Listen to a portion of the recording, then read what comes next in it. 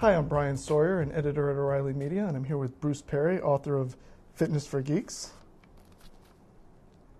Don't forget the Fitbit and Endomondo right there on the cover. That's right.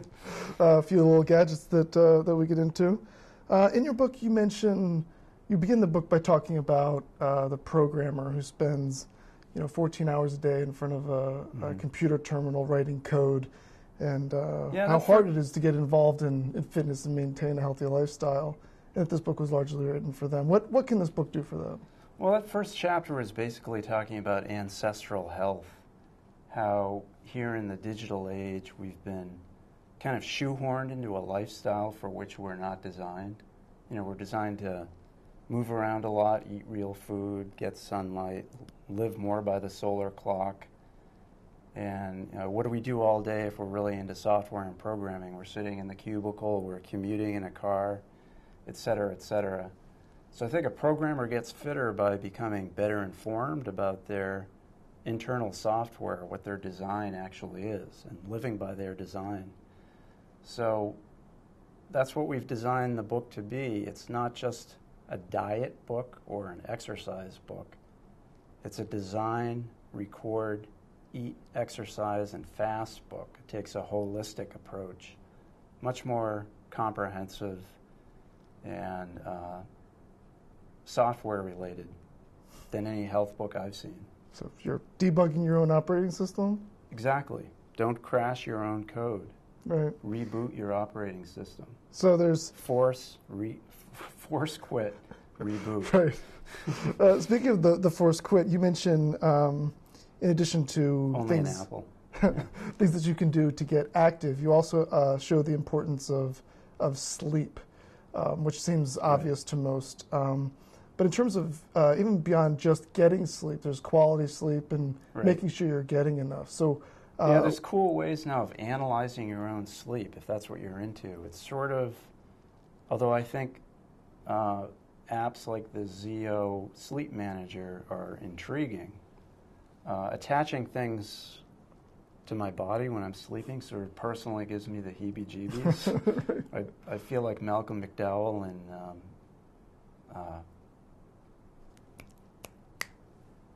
Clockwork Orange. You're going to have to cut that. Malcolm McDowell, Clockwork Orange.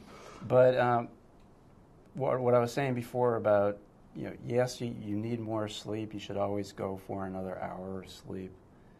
But you can also almost micromanage your sleep with a tool like Zio, which actually shows graphs of your brain waves while you're sleeping.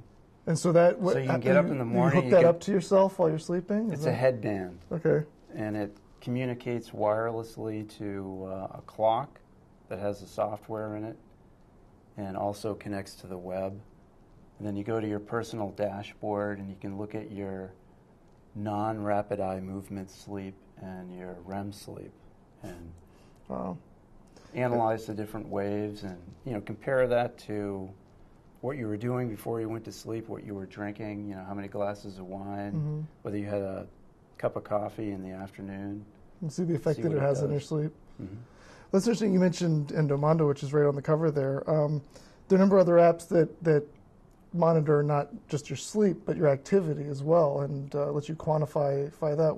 What sort of apps do you use or recommend in the book or in your own life to do that sort of tracking? I like Endomondo, which is like a lot of, one of the more usable, but like a lot of the other apps, such as Nike Plus and all the Garmin Connect devices, it uses the GPS software in your phone and generates workout data and Google Maps and things like that. And I like Alpine Replay for my skiing, the Premier downhill skiing app showing all your vertical feet and miles skied, and it's able to auto-detect the resort you're in. It's pretty amazing. And RestWise is an interesting tool for preventing overtraining in athletes. Interesting. And in terms of outdoor exercise, you mentioned skiing and running. A lot of the advice that you give is just to get outside. What sort of? It doesn't have to be so complicated. Right. Just get out of underneath the lights and get active. Right. Right. You can even just make it up.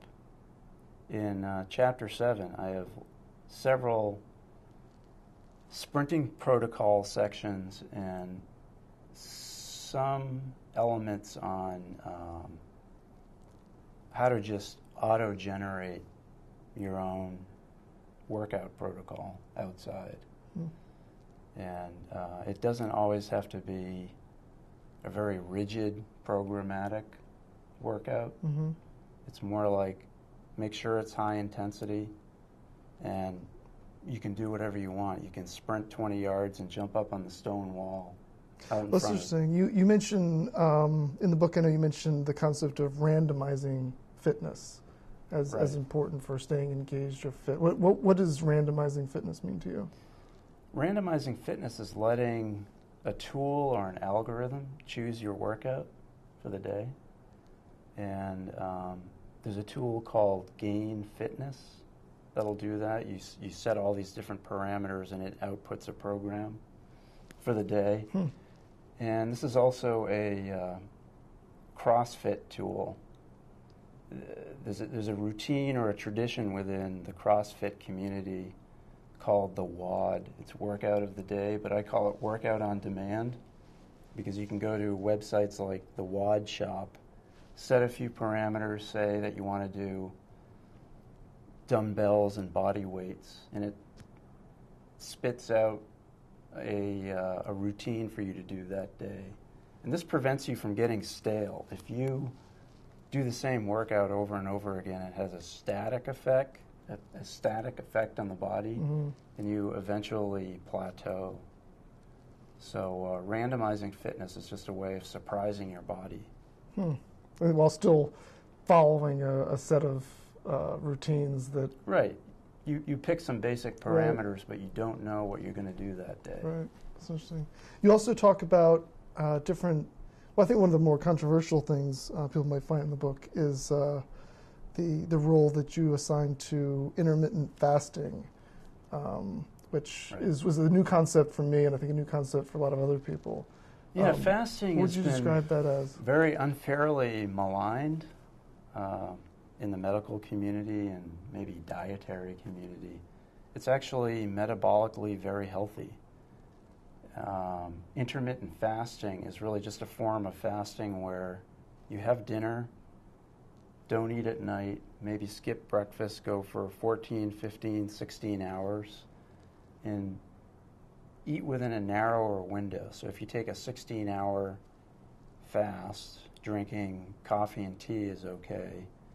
That would be eating within an 8-hour window every day. And this lowers your blood pressure. It normalizes your insulin and glucose. Studies have shown it's even more efficient to work out while you're fasting. And I do it 2-3 times a day. Interesting. And we have a really good interview with Dr. Cy Fried at Boston College, and he has been a big proponent of fasting and has found that it even prevents cancer or reduces the size of tumors. And there's the mainstream press is beginning to catch up with fasting. Harper's Magazine, 2 issues ago, I think, had a big feature article on the efficiency of fasting. Well, it's important to note, and interesting also, that in your book in general, you recommend... I think this is part of the whole holistic approach to health. Right. I mean, that's true. You recommend against extremes in any sense, like an extreme fast or extreme like marathon running or extreme pushing your body to the limits of anything is probably not the right way to go. Right. There's a certain point. Everything has a dose response in nature. Every substance, the food that we eat, the exercise inputs that go into our body. And there's a dose that's healthy, and there's probably a dose that's pretty unhealthy. And I've experimented with all those doses, as I've probably finished 400 to 600 road races and triathlons. And if I knew then what I know now about dose response and about oxidative stress with too much training and marathoning and half Ironman and things like that, I would have done one of those races for the challenge, and then I would have quit. You should basically revolve your program around high-intensity training, but more short duration, because that's what our bodies are designed for. Sure. Sprinting and 30, 40 minutes of high-intensity weights. And then if you want to do a challenge, that's what I tell the young runners or triathletes or other people. Do the event for the challenge, but don't run marathons for 10 or 20 years. That'll just drive you into the ground. Well, I feel like I've done the challenge too, and that's good because that sort of lets me off the hook. I can stop marathoning now I've done it. You've done the Boston Marathon. That's a great experience.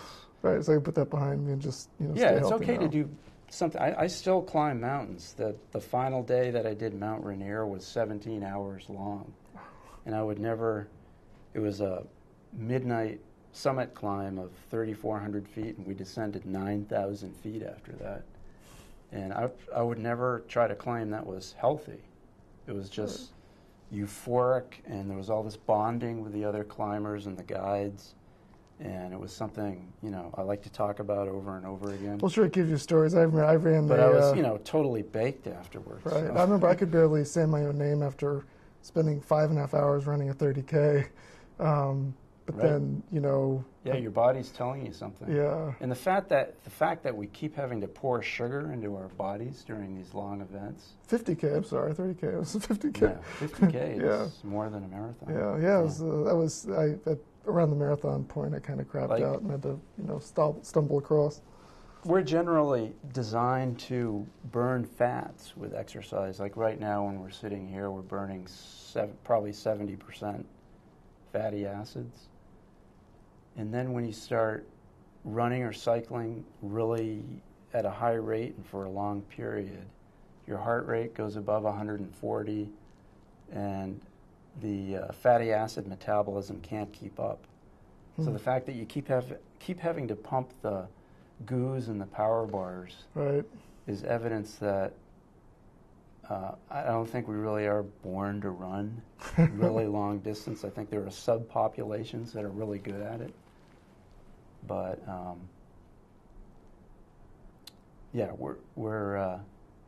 we never, 20,000 years ago, we never would have been able to find all the carbs to fuel marathon running. So speaking of marathon running being obviously that's a severe stress upon your body. I know you mentioned the concept of hormesis. Is that physical stress? Is that hormesis is a really fascinating subject. It's various forms of acute stresses that at a certain level, this is dose response again, there's scientific documentation that it's healthy. And that includes moderate exercise and high intensity exercise. It includes cold and hot exposure. And one drink at night is hormesis. Excellent. And yeah, we're going to run home and have a glass of wine. And there's a lot of study of it, and there's a lot of evidence that the cells become stronger. What doesn't kill you makes you stronger. The cells have a way of increasing their cold and hot defenses when they're exposed to these acute stresses. So hormesis is really, I have a theory about hormesis also, that perhaps the challenges we like to undergo, like wilderness treks and mountain climbs and things like that, there's such a acute sensory experience that to me that feels like hormesis, that there's something healthy about it. And that's why people are so turned on these days by adventure. So I would, even though that's not scientifically proven, I would put challenges and things that scare the crap out of you, but you're really happy and excited about afterwards. I would qualify that as Hormesis also. What also keeps you There's interested? a whole chapter on that, and people can dive into that, and start, experimenting. Mm-hmm. Is there dive into a freezing river and have a glass of wine after, right, and then run home. So aside from the obvious ways to tell programmers to just get off their butt, go outside, and turn off the podcast, is there anything else that you feel like you'd like to tell the audience of programmers watching? Well, I think they should just jump into these apps. Most people have a smartphone. Sure. I got a smartphone for free because it came with my service. And I just downloaded Endomondo based on the book's recommendation. I've been using Runkeeper, and I ran a marathon using Google My Tracks on my Android phone a while ago, and charted my pace and everything. It was really in my elevation. Yeah, I do everything skiing with Alpine Replay, and I do everything period with Endomondo. Mm-hmm. I even measured off 120 yards in front of my house so I could do some sprint intervals while I was taking care of my son.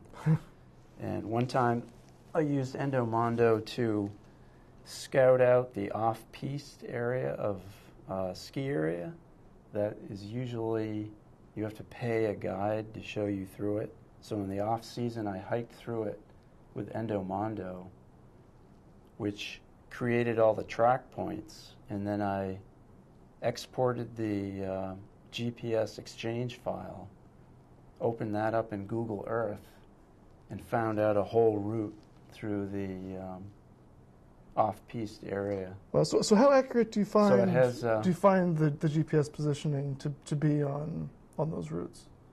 GPS and hiking is accurate enough, but it drives runners crazy. Yeah, it's always a tenth of a mile off. People. Some of that is just going wearing a different Nike sides watch, of the road. Yeah. Someone's using Endomondo, and they're running a 10K, and instead of 6.2 miles, it comes out 6.35 or 6.1. I know, and then your whole pace is and shot. all the runners, I was reading an article, I think it was in the New York Times, all the runners are contacting the race directors now. Everybody has GPS, and they're saying, you totally screwed up in your measurement of that race route. Whereas the race directors probably had it right. It's just that GPS isn't good within a tenth of a mile. Right. But runners need that because a tenth of a mile in a 10K is like 520 feet. Yeah, it's a big deal. 528 feet. Yeah. Well, great. I think that's all for today. Thank you so much for your time. Great. Yeah, it's been fun talking about it. Yeah, it's been a fascinating book. Stuff. I've learned a lot just by going through it. I'm happy to see it out. That's great. Yeah, I think a lot of people will have fun with it and dive into all these fitness apps. Great. Well, thank you very much for your time. My pleasure. All right.